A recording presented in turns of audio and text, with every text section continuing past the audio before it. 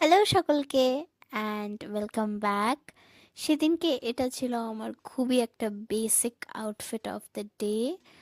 আর সেদিন ছিল আমার বাবার পিসির ছেলের ছেলের পৈতে। এই দূরে দূরে সম্পর্কগুলো না ঠিক মাথায় ঢোকে না সত্যি বলতে গেলে। আর যেসব জায়গাতে খুব একটা যাওয়া আসা নেই, সেখানে যখন গিয়ে পড়ি তখন প্রচণ্ড অকওয়ার্ড লাগে নিজেকে।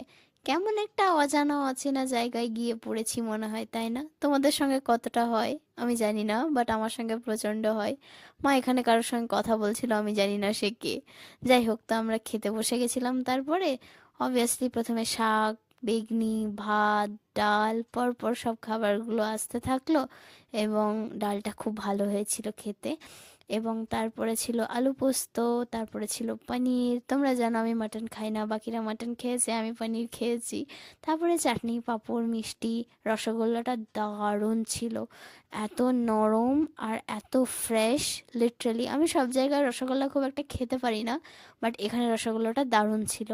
তো রসগোল্লা টসগোল্লা খেয়ে তারপরে আইসক্রিম খেয়ে আমরা আর একটু গল্প গুজব, মানে মারা লিটারালি গল্প গুজব করতে শুরু করে দিয়েছিল। প্রচুর চেনা জানা লোক, ঘরেরই আত্মীয় আর কি। তো সেসব করতে করতে অনেকটা দেরি হয়ে গেছিলো। তারপরে বিকেল করে আমরা চলে গেছিলাম আমাদের মাসির বাড়ি। অনেক দিন পর মাসিদের সঙ্গে দেখা হয়েছে। এবং আমার ভাই ছিল ওখানে, ওরাও সব গল্প টল্প করছিল, বাট ও ভেতরে ছিল তো খুব একটা আর দেখায়নি।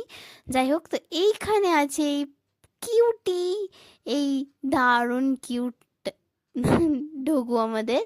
তো এর নাম হচ্ছে Max. So everyone say hi to him. Hi max.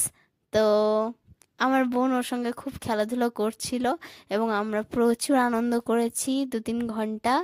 তারপরে ঘর আসবার পথে আমার বোন কিনেছিল এই কেকটাই, প্লাম কেকটা। লিটারালি এটা খুব একটা একদমই ভালো খেতে ছিল না, উদ্ভট একটা টেস্ট, ভগবান জানে। খুব একটা ভালো লাগেনি। So that's it for today.